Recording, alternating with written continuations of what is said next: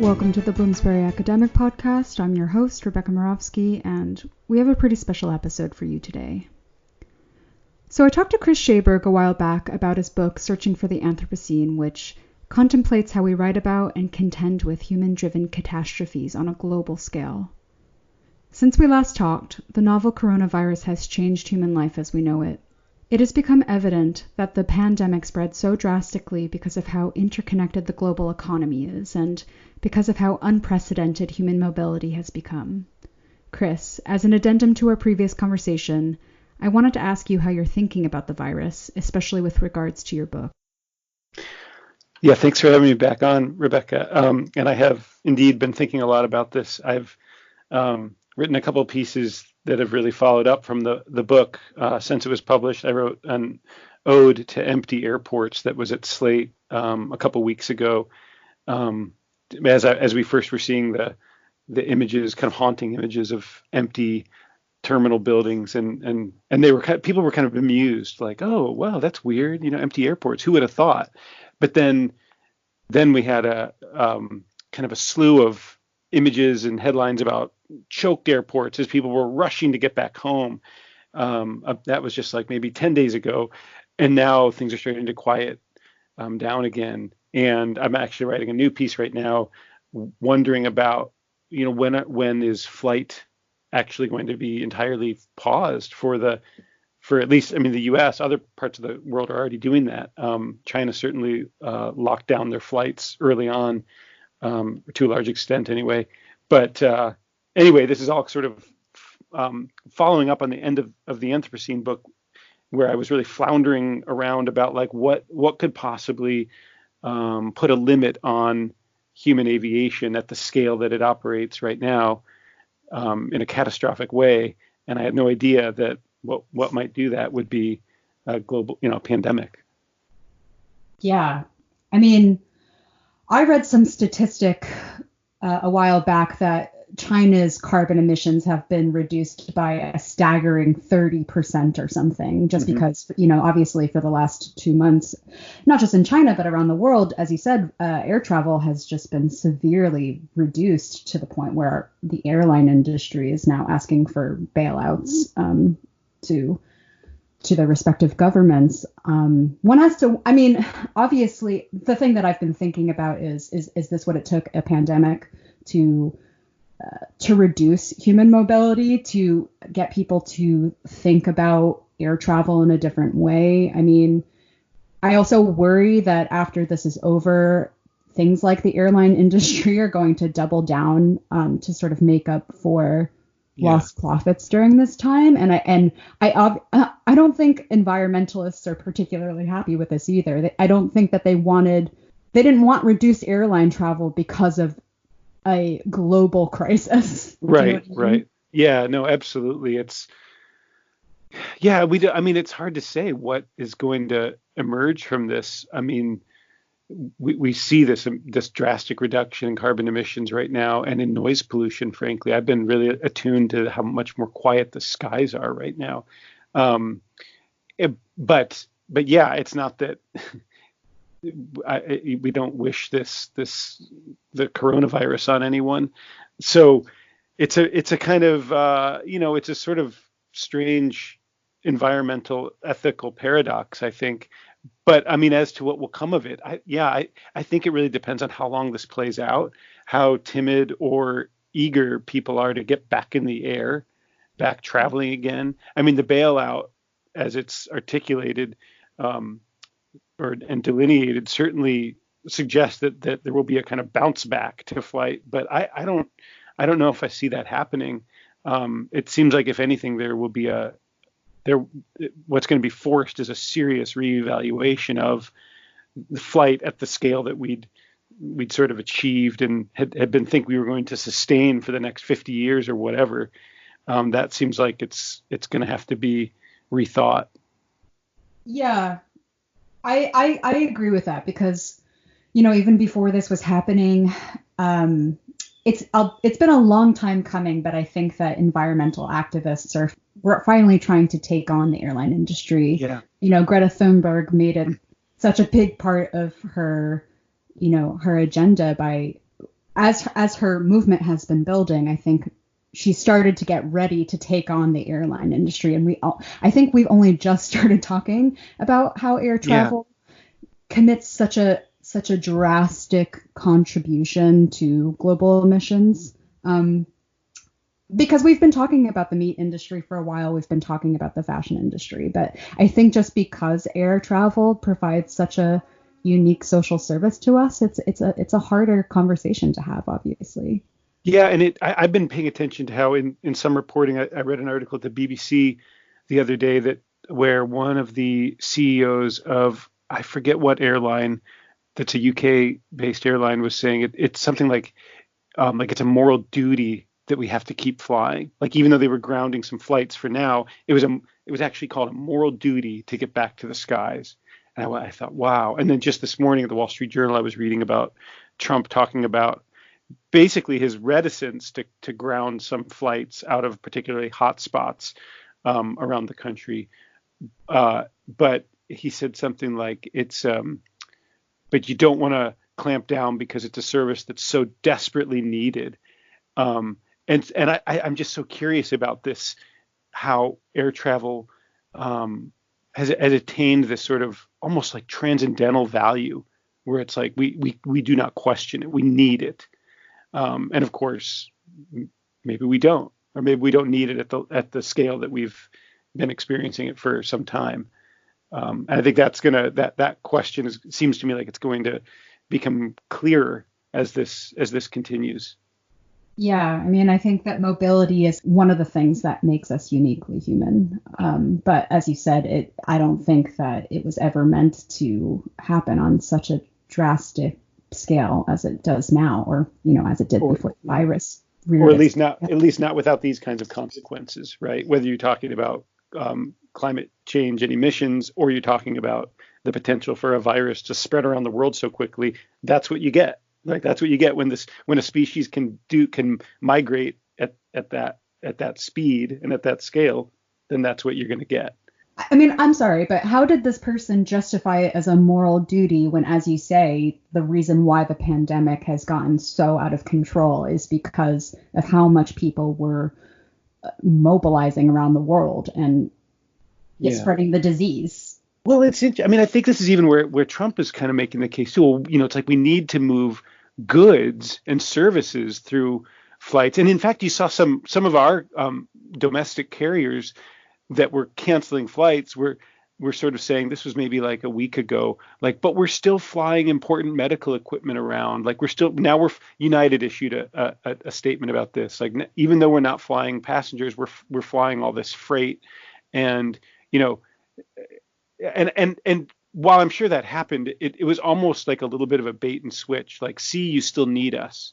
You need us to fly these goods and services around. And I think that was the context of the BBC quote. It was so about getting things to certain islands where, like, you can only reach them, efficiently through air travel. And so therefore we morally need flight to keep going. But there's a kind of I think category mistake there about, like, now we're calling them, like, we're differentiating between essential services and non-essential services, which is such a, like, fantastically ambiguous division. But I think that's where you see the kind of moral imperative bubble up, is that, like, well, if people need certain things, and if we can get them there faster by airplanes, well, then how could you question it? But then, of course, everything else floods in. I'm trying to get this piece, picked up, this piece about flight, and it's fascinating that I've sent it to 2 places right now, and they seem like hesitant to want to go with it, because I think it really is actually quite incendiary to just say, like, for now we need to stop flight, period. Like, in our country, people seem very shy to, like, want to get behind that. Yeah. Because it almost feels, I think, and I don't agree with this, but I think people's instinctual reaction to that is that feels very undemocratic. Yeah, right. Which is, it's I guess what's so fascinating to me is that the thing we've always, like, knew and hated about Trump is that he's this, like, authoritarian, he will do what he wants, and but he could actually do something that might be good for us all, but he won't because it has all these comes with all these like economic strings attached, and influence. Right. He doesn't want to appear undemocratic in that particular valence. But you know what? No, not with the one that impacts the Dow Jones index. Right, exactly. Yeah, I mean, another consideration, and this is obviously not just affecting the airline industry, but something I've been thinking a lot about is airline workers were at the forefront of massive layoffs. And just not only were they putting, like people who work at supermarkets or at restaurants, not only were they putting and are putting themselves at risk every single day by interacting with thousands of people, but I think that they were the first industry to see massive layoffs. And it just, I don't know, it's just, there's not really a question there. It's just something that's really, really on my mind. Yeah. Well, and I mean, of course, and that's right. I mean, yet the bailouts, as far as I could tell, were mostly about like protecting airlines.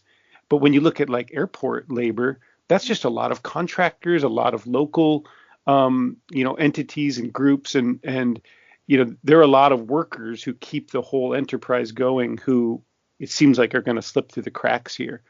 And yet, as you're saying, they were the ones who were often like getting infected or being exposed before we even knew that what was happening here in the States. I've been writing a lot about the New Orleans airport, which I wrote about a lot in the Anthropocene book. But I don't know if you read the New York Times article about how it turns out that Mardi Gras is probably to blame for New Orleans being, well, what the Atlantic today is calling like probably the next global epicenter of the pandemic, because of the astronomical rise in positive cases there. And people are saying, well, it was because of Mardi Gras. Well, that may be true, but actually even before that, it was because we opened this new airport last November and had record numbers of travelers in the months before Mardi Gras. And so it seems to me like equally to blame, if you can use the word blame, is this new airport that we were so proud of as a city. At the same time, it facilitated all of that influx of that we now know is, that the virus was moving around. It's probably a little bit of both, as you said. But yeah, I mean, for sure, people were coming to New Orleans because of carnival season. But it's so funny to talk about the virus as if it's not us, right? It's not, it's just people moving around. It's people moving around, going where they want to go. And the virus is sort of coming along with people. Yeah. Right. And I think what's so upsetting about this particular crisis, what makes it so different from something like 9/11, for instance, is that when there is a crisis on such a global scale as this, I think it's human instinct to want to be together and to comfort one another. But it's our moral imperative to stay away from each other so that we flatten the curve. As I feel like flatten the curve has become part of pretty much everybody's vocabulary at this point, that we have a moral duty to stay the hell away from one another. And it's so counterintuitive to our human instinct. I think that's why this feels like we're sitting in this historic moment right now where the world has had a paradigmatic shift in some way. Yeah. We don't have some kind of, I mean, obviously these kinds of pandemics have happened throughout history, but in modern memory, we've never contended with something this severe before. So I don't think that people really know how to grapple with that. The idea that it is, as you say, like precisely our fault that this happened on such a drastic scale. Yeah, the solution is so antithetical to human nature that at some point I think it is going to become a little unsustainable. And the way we're responding to it and getting through it, frankly, is through things like Skype and Zoom and all kinds of like social media, bonding and banding together. As nauseating as some of that stuff can sometimes be when it feels overdone or like the demand, I've been kind of amazed at how it feels like, wow, I have like more meeting requests than ever than I had before this. And it's like, that's annoying. But on the other hand, like this is how, people are trying to connect. And interestingly, that's what I feel like for many, many years, that one of the biggest threats, sort of imminent threats to air travel has been our ability to digitally connect instead of flying around the world. And this moment has kind of forced that. And it'll be very interesting to see when, as this sort of dissipates over the next, let's say, 18 months to 2 years, will people realize like, oh, yeah, we don't have to have that conference. We know how to do it virtually, and it's okay. And there will be enough of a kind of tilting back to where people can connect in person in their local communities, but anything that can be done virtually will suddenly seem a lot easier and even maybe welcome. That's an interesting another wrinkle to like, how will air travel come back? Because in some ways, the way we're coping with this now might set up an alternative path forward in terms of travel. Do you have any ideas of what that might look like? Well,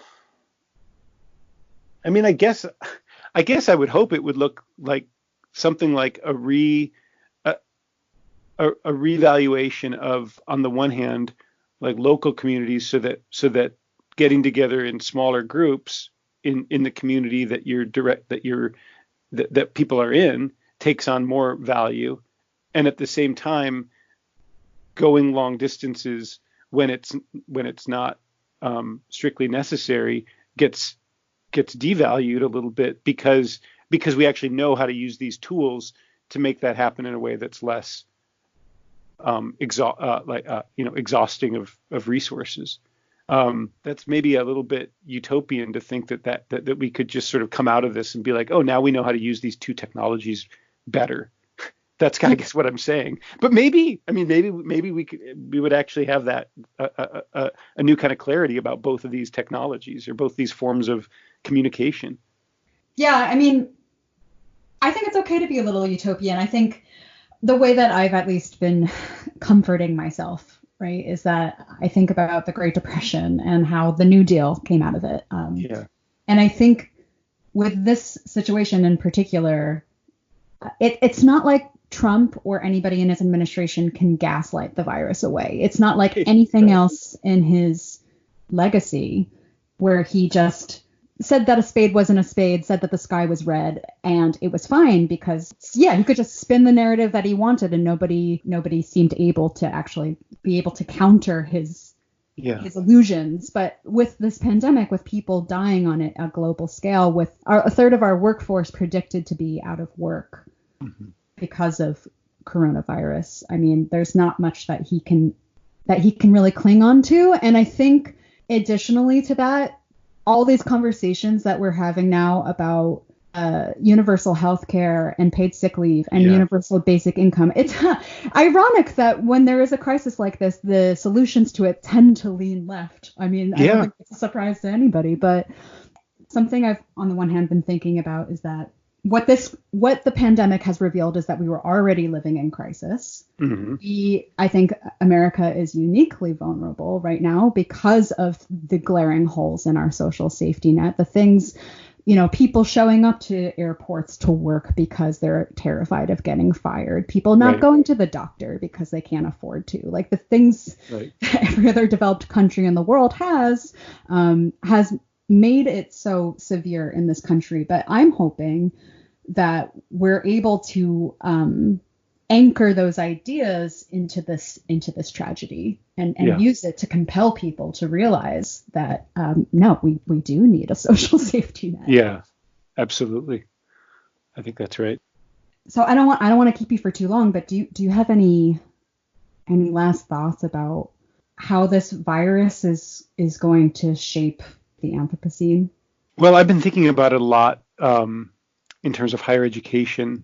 Actually, I was on a quite long call with my university president and a handful of other faculty members, and we were sort of talking about it was actually a call that had been set up, or a meeting that had been set up a while ago about strategic planning for the university, but now it became a Zoom meeting, and we were talking about this draft of a strategic plan that seemed like totally obsolete because we're in a new world.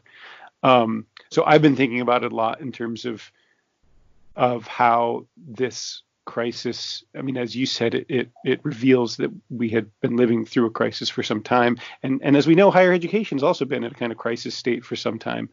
And so I've really been thinking a lot about how institutions are going to have to pivot, transform themselves, do new, try new things quickly, especially if they want to attract students who don't even know right now if they're going to be learning on campus or online in the fall or going forward, what that looks like. So, and I mean, I'm hopeful that schools with good leadership and faculty who are willing to think differently about teaching and disciplines and fields and contact with students, that some some exciting new stuff could come out of this, and teaching in ways that's much more inherently public facing, because higher education is not in a bubble. It's in a world and in an economy that is affected by everything else. So I don't know how this is going to play out, but I've been thinking a lot about what different forms that might take, specifically for higher ed. I mean, are you thinking something along the lines of open access? Well, actually, I guess I've been thinking more along the lines of how, if we do have universities, well, I guess I've been thinking more about how disciplines and colleges and departments it may be time for them to rethink their identities, and the way we talk about like how parts of schools get into silos and how they don't talk to one another, and how this kind of creates all kinds of curricular problems for students and retention issues, blah blah blah. And it seems to me like this moment is forcing a time where we might have to think about higher education as a much more holistic and integrated practice. And some schools, I mean, more experimental schools, have thought along these lines for a long time. But if we have students who are coming back to school or starting school, and the economic situation is dire or very bleak, I think we need to be very conscious about like what are we doing with students for 4 years or more? What are we training them for if we're not training them for a very like stable, growing marketplace? It just, and again, these are just kind of like new open questions for me right now. But I've just been thinking that we're not going to be able to go back in the fall or even this summer and like expect that we could do things the same way we did before. And you're thinking about preparing them for a marketplace? No. I mean that there's not going to be a market. There's not like a clear marketplace out there for them in the way that we might have thought there was a year ago or even a couple months ago. Sure. That there are like clear, job paths. Even if that was already. I mean, again, though, this comes back to your point that like we were already in crisis in a lot of ways, but we were pretending like we were, with the right kind of innovation or with the right STEM curriculum, we could like get students trained. And it's like, well, I don't think it's even that simple anymore. Oh, I don't think it is either. And I think it is precisely the problem. I think, I don't know, a society that fetishizes profit and social mobility is a society that's not going to deal well with a pandemic that requires collective cooperation. Exactly. Yeah. I guess that's just what I've been thinking about. Like, how are we going to have to rethink higher ed so that it's not about like individuals getting individual degrees and majors and minors, but rather like in a more like collaborative, collective sense. I think there's, there's new possibility here. Well, that's a slightly hopeful note to end on. So I'm just going to keep it there before it gets too depressing again. But okay. Thank you so much for agreeing to speak to me again. When all of this started happening, I immediately thought about your book, and it almost felt prophetic to be reading it in February and then to have this happen on such a drastic scale. So I really appreciate it. Well, I really appreciated your note. It was very grounding and very pleasant to get that note in the midst of this all and be like, oh yeah, like my work is out there doing its thing, even though it's not the thing that I thought it might be doing, So yeah, thank you.